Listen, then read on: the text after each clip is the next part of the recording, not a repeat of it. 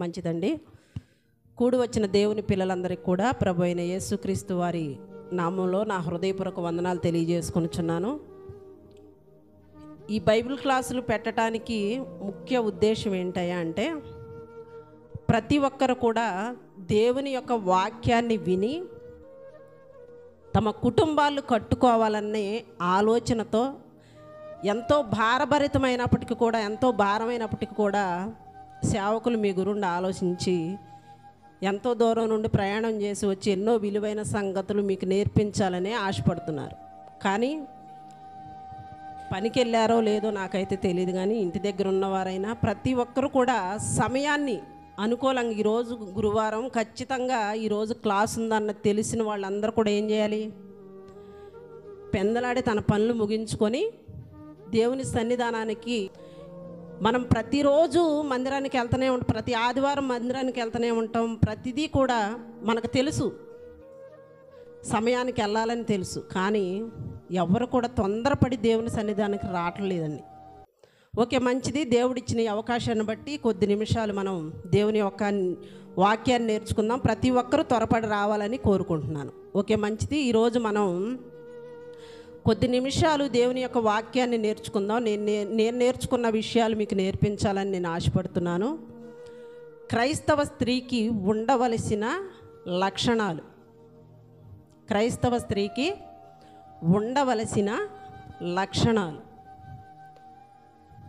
ఏ లక్షణాలు ఉండాలి క్రైస్తవ స్త్రీకి?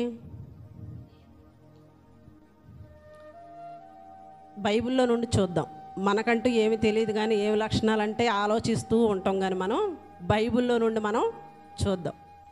బైబిల్లో చాలామంది స్త్రీలు ఉన్నారు, ఉన్నతమైన స్త్రీలు, తమ కుటుంబాలని కట్టుకున్నవారు, తమ కుటుంబాలని దేవుని కొరకే, వాళ్ళ పిల్లల్ని కూడా దేవునిలో ప్రభు యొక్క శిక్షలో బోధలో పెంచి దేవునికి అర్పించిన స్త్రీలు, అలాగే కుటుంబాలను కట్టుకున్న స్త్రీలు చాలామంది బైబిల్లో మనకు కనిపిస్తూ ఉంటారు కదా.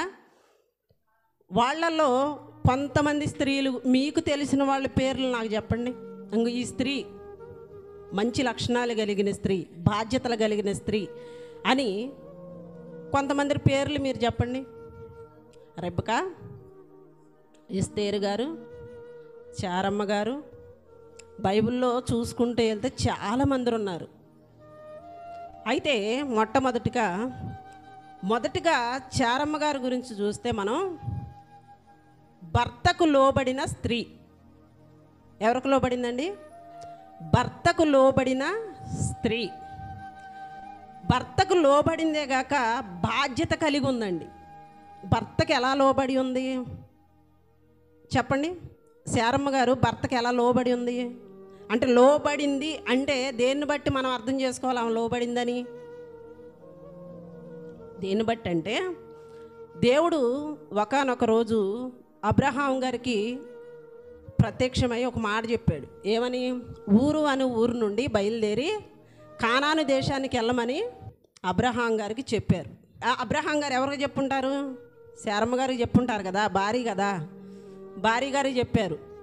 మనం ఈ ఊరు అని, మన ఊరు నుండి బయలుదేరి కానానికి వెళ్ళాలి, వెళ్దామని చెప్పారు. అయితే శారమ్మ గారు బయలుదేరిందా? ఇప్పుడు ఎక్కడికి వెళ్దాం మనం అని అందా? బయలుదేరింది కదా. మనం అయితే ఏమంటాం? ఎక్కడికి వెళ్తున్నామండి అని అడుగుతాం మన భర్తల్ని.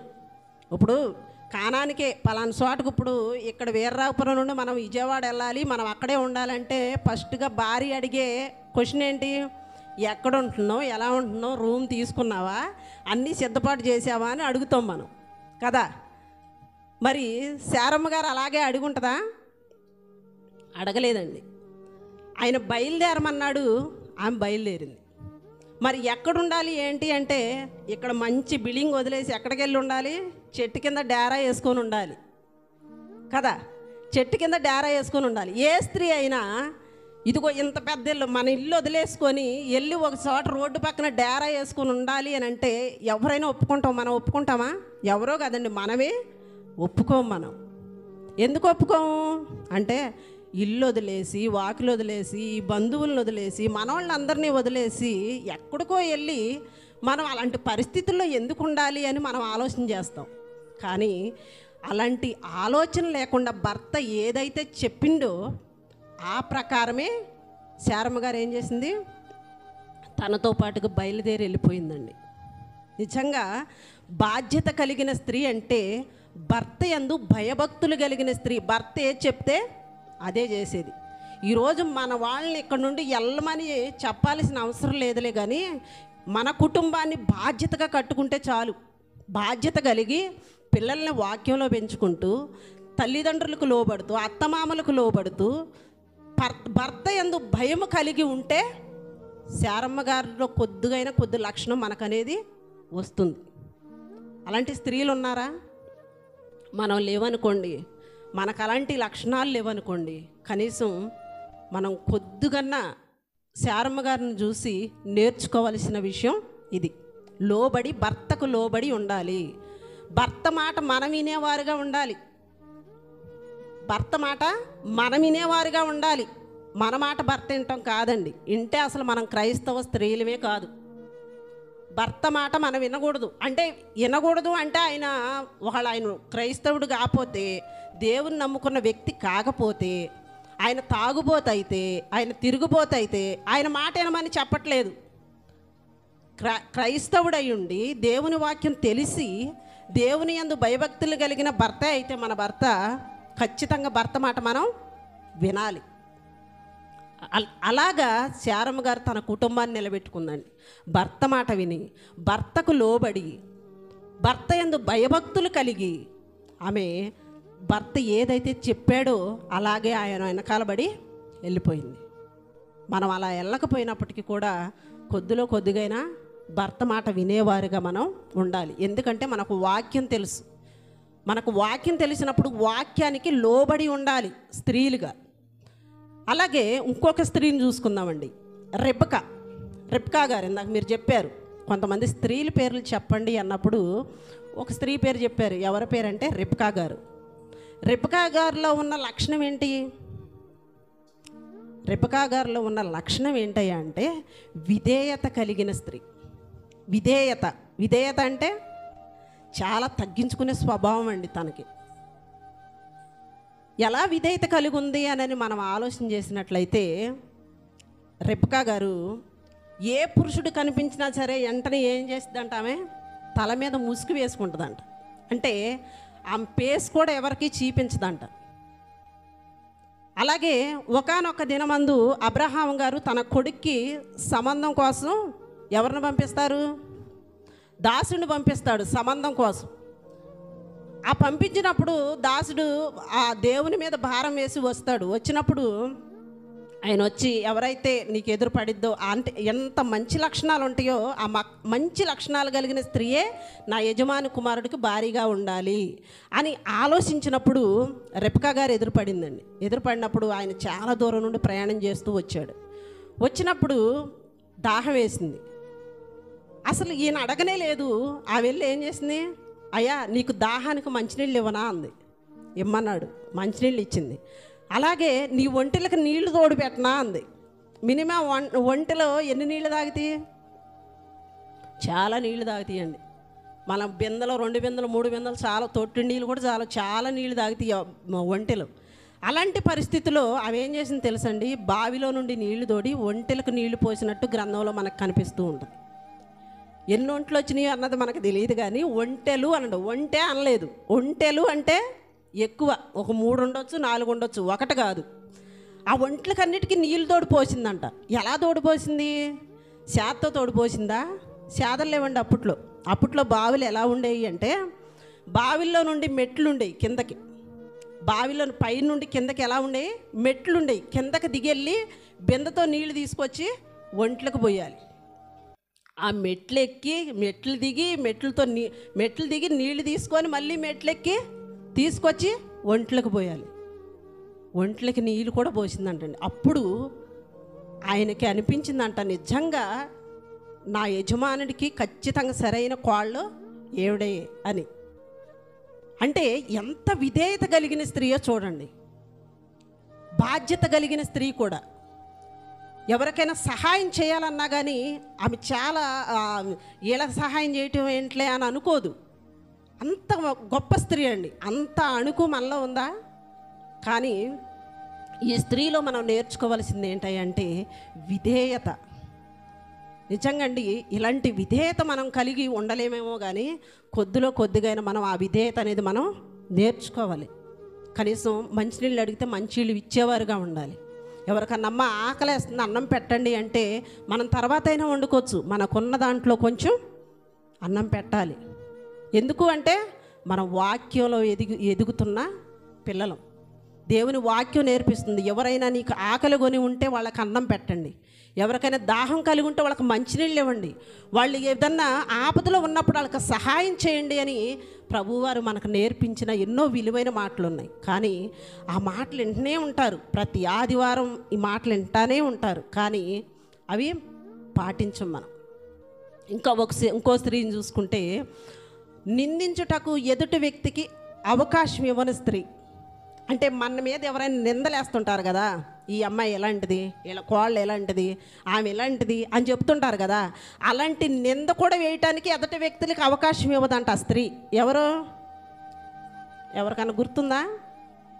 నిందించుటకు అవకాశం ఇవ్వని స్త్రీ రూతమ్మ గారు.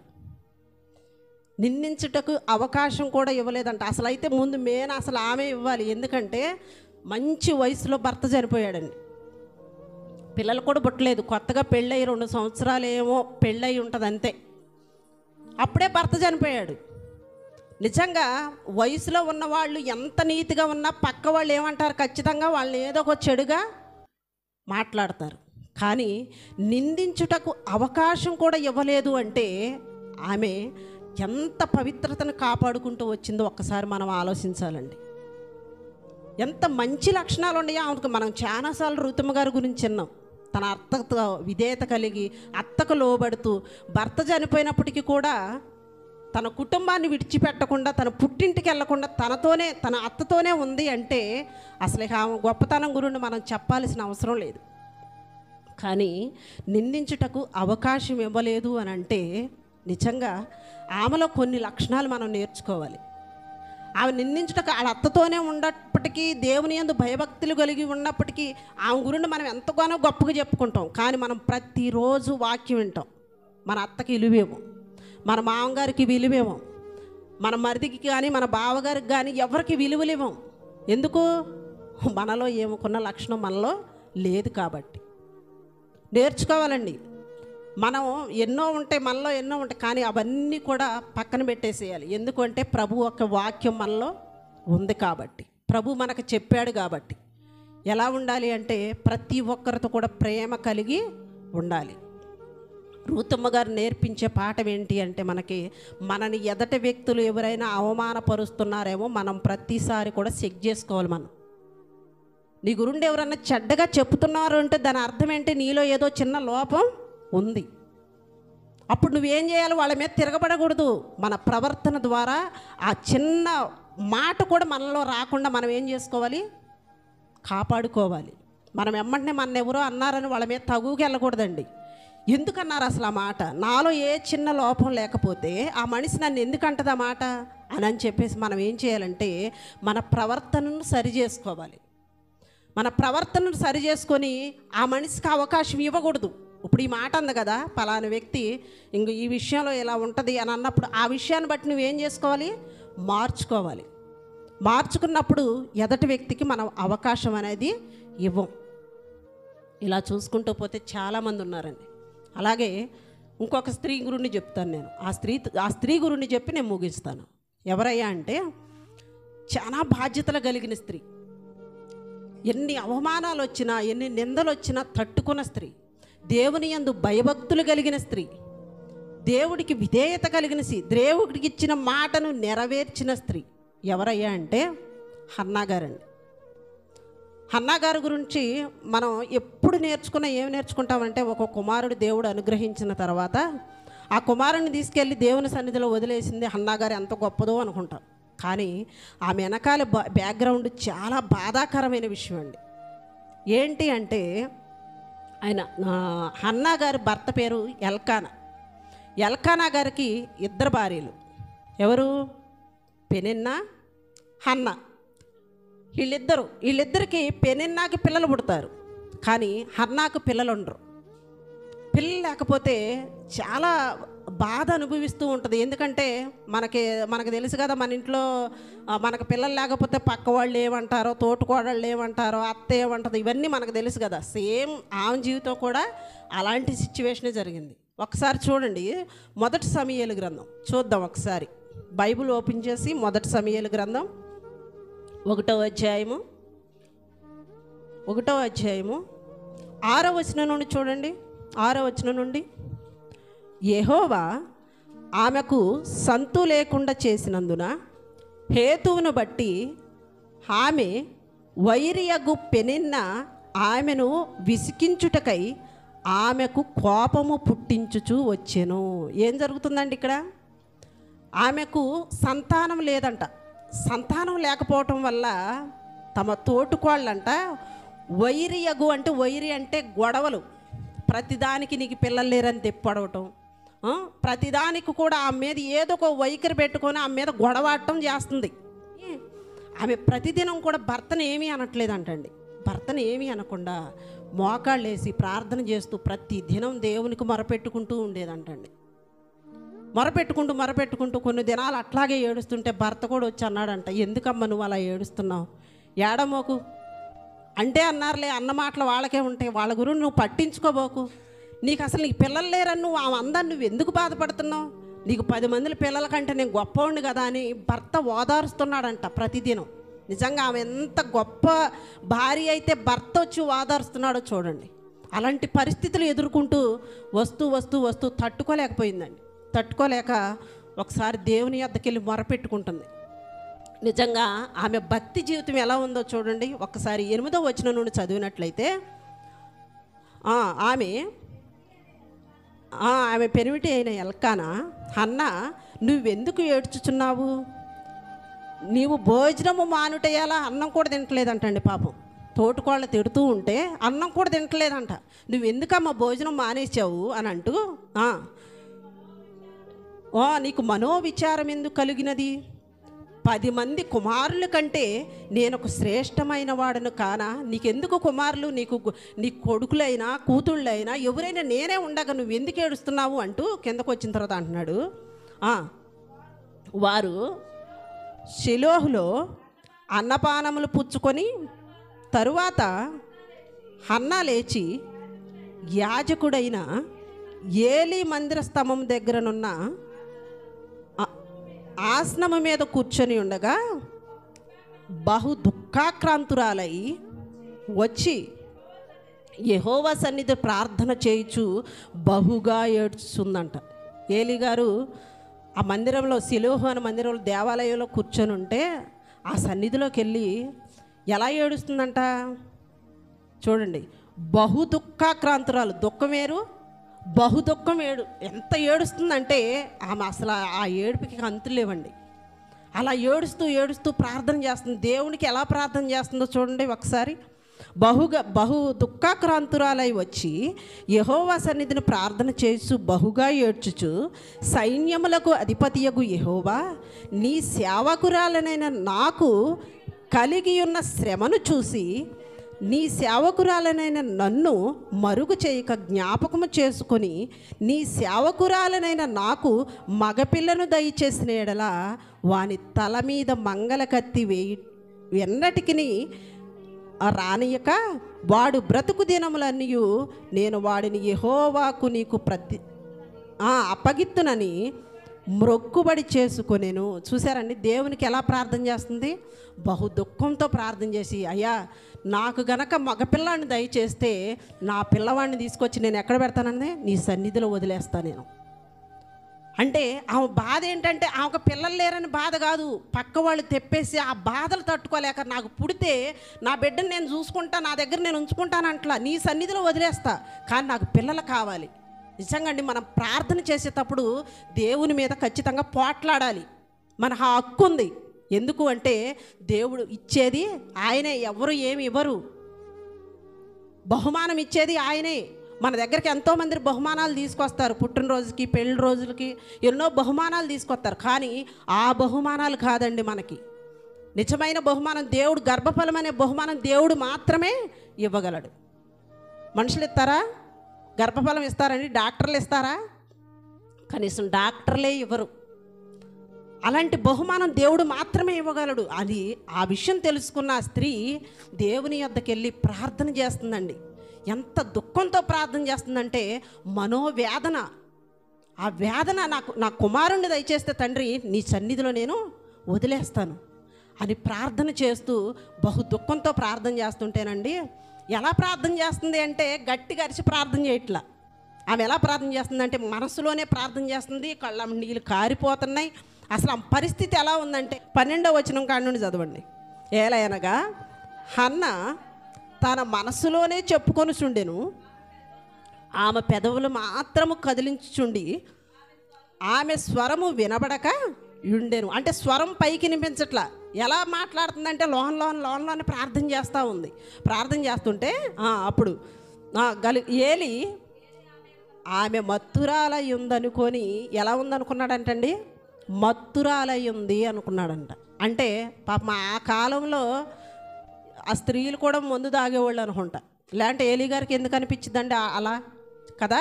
అంటే తాగటం కూడా తప్పు లేదనుకొని స్త్రీలు కూడా తాగి మందిరానికి వచ్చేవాళ్ళు. ఎంతమందిని చూశాడో ఏలి గారు. అలా చూడబట్టే ఆయనకు అనిపించింది, నువ్వు మత్తురాలై ఉండి ఎందుకు ఇట్లా మాట్లాడుతున్నావా అని అంటుంటే, అప్పుడు ఆ వంటను చూడండి ఒకసారి. హన్న, అది కాదు నా ఏలినవాడ, నేను మనోదుఖము గలదానై ఉన్నాను. నేను ద్రాక్షారసమునైనను మద్యమునైనను పానము చేయలేదు, కానీ నా ఆత్మను యెహోవా సన్నిధిని కుమ్మరించుకొనుచున్నాను. ఏమంటుంది? నేను మత్తురాలు ఉండలేదయ్యా, నేను తాగలేదు. నేను ఎందుకు ఇలా ఉన్నాను అంటే నా బాధ ఏంటి? నా బాధ అంటే నాకు పిల్లలు లేరు. ఇదిగో నా తోటకోళ్ళు ఇలా తెప్పేస్తుంది. పక్కవారు వాళ్ళు వీళ్ళు నన్ను ఎన్నో ఎత్తుపొడుపు మాటలు అంటున్నారు. నేను ఆ మాటలు తట్టుకోలేకపోతున్నానయ్యా. ఆ బాధ నేను ఎవరికి చెప్పుకోవాలో తెలియక వచ్చి ఈ సన్నిధిలో ఉండి మొరపెట్టుకుంటున్నానయ్యా నా ఏలిన వాడని. ఎవరికి చెప్తుంది? ఏలి గారికి చెప్తుందండి. చెబుతుంటే అప్పుడు ఎమ్మటనే ఏలి గారికి అర్థమైపోయింది. ఆమె వేదన, ఆమె బాధ అర్థమైపోయి ఆయన మాట్లాడుతున్నాడు. అంతట ఏలి, నువ్వు క్షేమముగా వెళ్ళుము, ఇశ్రాయేలీయుల దేవునితో నీవు చేసుకుని మనవిని ఆయన దయచేయునుగా కానీ ఆమెతో చెప్పాను. వెంటనే ఆ మాట చెప్పంగానే ఏలి గారు ఎందుకు చెప్పారండి ఆ మాట? ఖచ్చితంగా దేవుడు ఇస్తాడు. ఎందుకంటే నీ ప్రార్థన గొప్పది, నువ్వు చేసే ప్రార్థన గొప్పది. ఎందుకు అంటే నువ్వు మనోవేదనతో ప్రార్థన చేస్తున్నావు, నువ్వు మనో దుఃఖంతో ప్రార్థన చేస్తున్నావు. అందరిలాగా ప్రార్థన చేయట్లా, మనం ప్రార్థన చేస్తాం. మనం ప్రార్థన చేస్తే కనీసం ఓ పావుగంట కూడా మోకాళ్ళు వేసి ప్రార్థన చేయలేము. మనం వెంటనే మోకాళ్ళు నొప్పులు వచ్చాయి, ఎమ్మంటే మోకాళ్ళ మీద ఉండేవాళ్ళు కాస్త ఎట్టబడిపోతారు, బోర్లు పడిపోతారు. ఎందుకు? గొప్పగా చేస్తున్నారు కదా, ప్రార్థన ఎక్కువైపోయి కదా. అలాగే ఆమె అట్లా చేయట్లా, మోకాళ్ళు వేసి అదే దిచ్చుకు ప్రార్థన చేస్తుందంట. దేవుని మీద పోట్లాడుతుందంట, నాకు మగబిడ్డను దయచేయమని, గర్భఫలం దయచేయమని ప్రార్థన చేస్తుంటే ఆ ప్రార్థన అయిన ఏలి గారు వెంటనే ఏమన్నారు? అమ్మా, ఖచ్చితంగా దేవుడు నీకు సంతానాన్ని ఇస్తాడు, నువ్వు వెళ్ళిపో అన్నాడు. నిజంగా అండి, అదే విశ్వాసంతో ఆమె వెళ్ళింది. దేవుడు గర్భఫలాన్ని దయచేశాడు. అలాగే సమూయేలు గారు పుట్టారు. నిజంగా అండి, ఆమె ఏం చేసిందో తెలుసా? పుట్టిన తర్వాత ప్రతి సంవత్సరం ఏటేటా ఆ దేవాలయానికి వస్తారు బలులు అర్పించడానికి. భర్త ఆ ఇద్దరు భార్యల్ని వాళ్ళ పిల్లల్ని తీసుకొని వాళ్ళు ఎప్పుడు ఏటేటా వస్తూ ఉంటారు. అవి ఏం చేసింది తెలుసా? పాలు విడిచేదాకా కూడా, ఆ బిడ్డని నేను దేవుని సన్నిధిలో వదిలేసేదాకా కూడా నేను అక్కడికి రాను అంది. భర్త రమ్మంటే ఎందుకు రానంది అంటే, దేవుడు ఇచ్చేయంగానే దేవుడిని మర్చిపోయింది అనుకుంటున్నారా? కాదు. వదిలేసి మీరైతే ఎలా వస్తారు చెప్పండి? మీరు అలాగే మొక్కుకొని దేవుని సన్నిధిలో వదిలేసి నేను వస్తానని మొక్కున్నారు కదా. మొక్కున్న మీరు కుమారుడు పుట్టారు. పుట్టిన తర్వాత 3 సంవత్సరాలు వచ్చేసింది, దేవుని సన్నిధిలో వదిలేయాలి. వదిలేసి వెళ్తే ఎట్లా వెళ్తారు మీరు చెప్పండి? ఇక ఆ దుఃఖం చూడలేం. మనో దుఃఖం కంటే ఇంకా దుఃఖంగా ఉంటారు. ఎందుకు? ఒక్కగానొక్క కుమారుడు ఆ కుమారుడు ఇన్ని 3 సంవత్సరాలు పాలిచ్చి పెంచి పెద్ద చేసి ఇంత సడాన్ని నేను దేవుని సన్నిధిలో వదిలేసి మళ్ళీ ఎప్పుడు రావాలి తెలుసా? రోజు వచ్చి చూసి వెళ్ళటానికి లేదండి, సంవత్సరానికి ఒకసారి రావాలి అక్కడికి. అంటే అంత దూరం. సంవత్సరానికి ఒకసారి మళ్ళా ఇప్పట్లా బైకులు లేవు, తిరగడానికి కారులు లేవు, ఏమున్నాయి అప్పుడు? నడిచి రావాలి దేవాలయానికి, లేకపోతే గాడిదల మీద ఎక్కి రావాలి. అలాంటి పరిస్థితుల్లో ఆమె సంవత్సరానికి ఒక్కసారి వెళ్ళాలి. అలాంటి పరిస్థితుల్లో వదిలేసి వెళుతూ కూడా ఎంత దేవునికి ఆమె భక్తి జీవితం చూడండి, నిజంగా సంతోషంగా కుమారుని వదిలేసిందండి దేవుని సన్నిధిలో. ఒకసారి చూడండి సమూయేలు గ్రంథం 1వ అధ్యాయం 28వ వచనం కాడ నుండి చూడండి. కాబట్టి నేను పైన 27 నుండి కూడా చదివితే ఇంకా బాగుంటుంది. 26 నుండి చదివినానా? నా ఏలినవాని ప్రమాణంతోడు నీ యొద్ద నిలిచి యెహోవాను ప్రార్థన చేసిన స్త్రీని నేనే. చూసా ఏం చెప్తున్నా? ఏలీ గారి దగ్గరకు వచ్చి, అయ్యా ఆ రోజు నేను ప్రార్థన చేశాను చూసా, మనోవేదనతో దుఃఖంతో ప్రార్థన చేశానే, ఆ రోజు ఏడుస్తుంటే నువ్వు తాగి ప్రార్థన చేస్తున్నావేంటి అని అన్నావే, ఆ స్త్రీని నేనే. ఆ రోజు దుఃఖంతో ప్రార్థన చేస్తున్నప్పుడు నువ్వు నన్ను అడిగేవే, ఆ స్త్రీని నేనే. నువ్వు చెప్పావు కదా వెళ్ళిపో, నీ కుమారుడు పుడతాడు, ఖచ్చితంగా నీ కుమారుడు పుడతావని చెప్పినప్పుడు నేను వెళ్ళిపోయానే, ఆ స్త్రీని నేనే అని చెప్పి అంటున్నాడు ఆయన. అంటుందామె, అయ్యా నేనే ఆ కుమారుడిని అని ఆ స్త్రీని నేనే అని చెప్పి, ఈ బిడ్డను దయచేయమని యెహోవాతో నేను చేసిన మనవిని ఆయన నాకు అనుగ్రహించాడు. ఏ మనవైతే చేసుకున్నానో ఖచ్చితంగా నాకు దేవుడు కుమారుణ్ణి ఇచ్చారు అని చెప్తూ, కాబట్టి నేను ఆ బిడ్డను యెహోవాకు ప్రతిష్ఠించుచున్నాను, తాను బ్రతుకు దినములన్నీ వాడు యెహోవాకు ప్రతిష్టమగునని చెప్పాను. చూసారండి ఏం చెప్పింది? నా కుమారుడు బ్రతికే దినాలన్నీ కూడా నీ సన్నిధిలోనే నా కుమారుడు ఉంటాడు. నిజంగా అలాంటి గొప్ప భక్తి జీవితం మనలో ఉందో లేదో మనం పరీక్షించుకోవాలండి. ఎందుకంటే పిల్లల్ని వాళ్ళకి ఏదన్నా అనారోగ్యం వస్తేనే మనం తట్టుకోలేం, వాళ్ళకి ఏదన్నా ఆపద వస్తేనే మనం తట్టుకోలేం. అలాంటిది కన్న కుమారుణ్ణి వదిలేసి దేవుని సన్నిధిలో వదిలేసి వెళ్ళిపోవడం అంటే ఎంత వేదన చూడండి. అలాంటి వేదనలో కూడా సంతోషంగా దేవునికి ఇస్తుందండి కుమారుణ్ణి, సంతోషంగా ఇస్తుంది. ఇచ్చుకుంటూ కూడా 2వ అధ్యాయం స్టార్టింగ్లో అంటుందండి చూడండి, ఆమె ఎలా మనవి చేసుకుంటుందో ఒక్కసారి చూడండి. మరియు హన్న విజ్ఞాపన చేసి ఇలాగ నేను ఏమంటుంది, నా హృదయము యెహోవా యందు సంతోషించుతున్నదంటండి. కుమారుని వదిలేస్తే ఏమొస్తుంది? ఆమెకి సంతోషం వస్తుందంట. మనకైతే ఏమొచ్చింది? దుఃఖం వచ్చింది, మనకైతే ఏడుపు వచ్చింది, మనకైతే బాధలు, ఇక మామూలు ఏడుపు కాదు. ఇక ఆమె సంతోషం వేస్తుందంట దేవుని సన్నిధిలో వదిలేస్తుంటే. అంటే ఒకసారి మనం ఆలోచించాలండి తన భక్తి జీవితం ఎలా ఉందో అన్నది. ఎవరికి ఎక్కువ ఇంపార్టెంట్ ఇస్తుంది? ఆమె దేవునికి ఇస్తుంది. దేవుని తర్వాతే నా కుమారుడైనా కుమార్తె అయినా ఎవరైనా. దేవుడు నేను అడిగాను, దేవుడు ఇచ్చాడు. దేవుడికి నేను ఏదైతే మనవి చేశానో ఆ ప్రకారంగా నాకు కుమారుణ్ణి ఇచ్చారు. నేను ఖచ్చితంగా దేవుడు చెప్పినట్లు అక్కడ వదిలేసి వెళ్తానని చెప్పాను. నేను ఖచ్చితంగా ఆయన్ని వదిలేసి వెళ్ళాలి. ఎంత విజ్ఞాపన! అసలు ఆమెకున్న ఆ ధైర్యాన్ని చూసుకోండి. సంతోషంతో కుమారుణ్ణి వదిలేసి వెళ్ళిపోయిందండి. సంతోషంతో వదులుతున్నాడు. తర్వాత అంటే చూడండి ఏం మాట్లాడతారు. యెహోవా యందు నాకు మహాబలము కలిగెను, నీ వలన రక్షణను బట్టి సంతోషించుచున్నాను, నా విరోధుల మీద నేను అతిశయపడుదును. యెహోవా వంటి పరిశుద్ధ దేవుడు ఒక్కడనూ లేడు. చూడండి ఎంత గొప్పగా మాట్లాడుతుందో. నా విరోధులంటే ఎవరు? తోటికోళ్ళు. ఆమెకి ఏంటంటే ఆమె మొహాన్ని అన్నట్టు ఖచ్చితంగా దేవుడు నాకు బిడ్డని ఇవ్వాలి. పోట్లాడిందండి దేవుని మీద. ఆ బిడ్డ పుట్టిందా పోట్లాడిన తర్వాత ఆ మొహాన్ని అన్నట్టు బిడ్డని తీసుకొచ్చి దేవుని సన్నిధిలో వదిలేసింది. నిజంగా ఆ టైంలో తన తోటికోళ్ళ మొహం ఎలా ఉంటుందో ఒకసారి మనం చూసుకోవాలి. ఎందుకు? పిల్లలు లేరు అని తిట్టిన తర్వాత ఒక కుమారుని కూడా తీసుకెళ్ళి అంత కమిట్మెంట్తో తీసుకెళ్ళి దేవుని సన్నిధిలో వదిలేసిందంటే అసలు ఆమె నోరెత్తి ఆమె మాట అంటానికి కూడా సరిపోదు. అలాంటి పరిస్థితుల్లో కూడా నేను ఎంతో హ్యాపీగా ఉన్నానని చెబుతుంది ఆమె.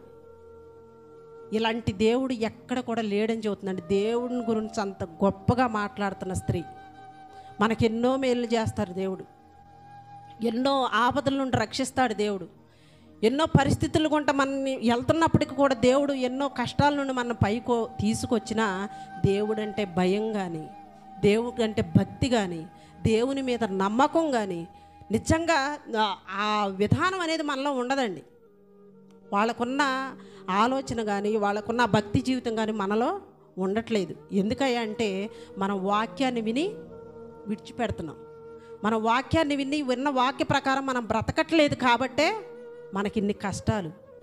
నిజంగా దేవుడి మీద భక్తి ఉన్నవాళ్ళు ప్రతి ఒక్కరు కూడా ఖచ్చితంగా మనకి ఏది జరిగినా జరగకపోయినా, మనకు స్వస్థత కలిగినా కలగకపోయినా దేవుని మీదే ఆధారపడి ఉంటే నీకు ఎన్ని కష్టాలు వచ్చినా మళ్ళీ తర్వాత నువ్వు ఆ కష్టాల నుండి పైకి లేచి దేవుడు ఖచ్చితంగా నీకు మంచి లైఫ్ అనేది మీకు ఇస్తాడు. ఇలాంటి గొప్ప గొప్ప స్త్రీలు ఉన్నారండి బైబిల్లో. ఎందుకు దేవుడు మనకి వీళ్ళందరి గురించి రాయించాడు అంటే మనం వీళ్ళ ద్వారా కొన్ని విషయాలు మనం నేర్చుకున్న మనం మన జీవితాలలో పాటించాలి. ఒక శారమ్మ గారిలా, ఒక రెబ్బకమ్మల, ఒక రూతిగారిలా కోడళ్ళు ఎలా ఉండాలి అంటే ఒక రూతిగారిలా ఉండాలి అని దేవుడు రాయించి ఇచ్చాడు. వింటాం వరకే మన పని, విని విడిచిపెట్టడమే. ఎప్పుడు మన జీవితాలు మనకు బాగుపడతాయి, ఎప్పుడు మన జీవితాలు బాగుపడతాయి, ఎప్పుడు మన కుటుంబాలు వర్ధిల్లుతాయి అంటే దేవుని మాట విన్నప్పుడు మాత్రమే మన కుటుంబాలు వర్ధిల్లుతాయి. ఎందుకంటే ఈ రోజున ఇంత గొప్ప మీటింగ్ ఉందని తెలిసినా కానీ మనం ఎర్రాపురంలో ఉన్న మనుషులు వీళ్ళేనా? మీకేనా వాక్యం కావాల్సింది? వాళ్ళకి ఆ వాక్యం అవసరం లేదా? ఎందుకంటే నిర్లక్ష్యం, అంత నిర్లక్ష్యమే. అంత నిర్లక్ష్యం చేస్తే మన వాక్యం నేర్చుకోలేమండి. వాక్యం నేర్చుకోలేము, మన కుటుంబాలు కూడా వర్ధిల్లలేవు. దేవుడు అంటే భయము భక్తి ఉండాలి ముందు మెయిన్. సేవకుడు అంటే భయం కాదు, లేకుంటే మా సంఘం అని గొప్ప చెప్పుకోవటం కాదు. మీకు ఒక విషయం చెప్పనండి, మన సేవ జీవితం మనకెక్కడ మీకు ఏం అర్థం అవట్లా. బయట సమాజంలోకి వెళ్తుంది కదా మన సేవ. మన బయట సమాజంలోకి వెళ్ళి వేరే రాష్ట్రాల నుండి ఫోన్ చేస్తున్నారు. మన సండే స్కూల్ పిల్లలు చెప్పేవన్నీ కూడా వాళ్ళు వింటూ, ఇప్పుడు 28వ తారీఖు మీటింగ్ ఉందంట, పిల్లల్ని తీసుకొని ఏ ఊరు నాన్న రమ్మంది? ఒంగోలు రమ్మన్నారు. మాకు గురువారం క్లాస్ ఉందండి, పిల్లల తల్లిదండ్రులకి చెప్పి వాళ్ళు ఇష్టమైతే వాళ్ళు పంపిస్తే నేనే తీసుకొని వస్తా, నాదే బాధ్యత అని అయ్యగారు మాట ఇచ్చారు. దేవుని వాక్యం వినటానికి కూడా ఆతృత లేదు మీలో. ఎందుకు ఇలా అయిపోతుందంటే మనకు దేవుడు అంటే భయము భక్తి లేదు. ఇది ఇంతమంది స్త్రీల గురించి చెప్పే ఈ వాక్యం విన్న తర్వాత ఇంటికి వెళ్ళిన తర్వాత ఇందులో ఈ లక్షణాలలో ఏ లక్షణం వల్ల నాలో ఉందా, ఒకటి నాలో లేకపోతే నేను ఒక్కటైనా నేను దాంట్లో నేర్చుకోవాలి అని ఆలోచన మీలో ఎప్పుడైతే పుట్టిద్దో అప్పుడు దేవుని యొక్క వాక్యాన్ని వినటానికి వేగిరపడి వస్తారు దేవుని సన్నిధికి. అసలు అయ్యగారు రాకమునిపేది గుడి నిండిపోవాలండి దేవుని వాక్యం వినాలని ఆసక్తి ఉంటే. దేవుని వాక్యం కోసం ఎదురు చూసేవాళ్ళు అయితే 7 గంటలకు ఆరాధన అంటే 6:30కే వచ్చి కూర్చునే విశ్వాసులు ఎవరైతే ఉంటారో వాళ్ళు నిజమైన దేవుని పిల్లలు, వాళ్ళు నిజమైన దేవుని వాక్యం కోసం ఆరాటపడేవాళ్ళు. కానీ మనం రావట్లేదు, పాటలు పాడి పాడి పాడి వదిలేసి అయ్యగారు ఇక లాభం లేదు రావట్లేదని చెప్పేశారు. సరే నేను చెప్తుంటన్నా వస్తారే అనుకోండి, నేను కాదు అయ్యగారి మాట ఎన్నాక వస్తారు. ఉపయోగం లేదు. అందుకే ప్రతి ఒక్కరు కూడా దేవుని వాక్యం మీద ఉంచండి మనసు. వాక్యం కోసం ఎదురు చూడండి. వాక్యం చెప్తున్న మాటలు నిజంగా కదా దేవుడు మన కోసమే కదా ఎంత బాధతో చెప్తున్నాడు. దేవుడు ఏం చెబుతున్నాడు మనకి? దేవుని వాక్యం నేర్చుకోమని చెబుతున్నాడు. మనకున్న టైంలో 1 గంట టైం దేవునికి ఇస్తే ఎన్నో విలువైన సంగతులు సేవకుడు నేర్పిస్తాడు అని ఆలోచన కలిగి ఎప్పుడైతే దేవుని సన్నిధికి వస్తారో అప్పుడు దేవుని మాటలు మీ హృదయంలో ఉంటాయి, మీ కుటుంబాలు ఆశీర్వదింపబడతాయి. ప్రతి ఒక్కరు కూడా ఈ విషయాలన్నీ గమనించుకొని ప్రతి ఒక్కరు కూడా ఇప్పుడే కదండి ఏ మీటింగ్ అయినా సరే దేవుని వాక్యం అంటే ముందు మీ పనులన్నీ పక్కన పెట్టుకొనైనా దేవుని మాట వినటానికి త్వరపడి రావాలి. అప్పుడు వచ్చినప్పుడే నిజమైన క్రైస్తవులుగా మీరు పిలువబడతారు. ఇటు అవకాశం ఇచ్చిన సేవకులకి నా హృదయపూర్వక వందనాలు తెలియజేసుకుంటూ నా మాటలు ముగిస్తున్నాను. చిన్న ప్రార్థన చేసుకొని ఈ కార్యక్రమం ముగించుకుందాం.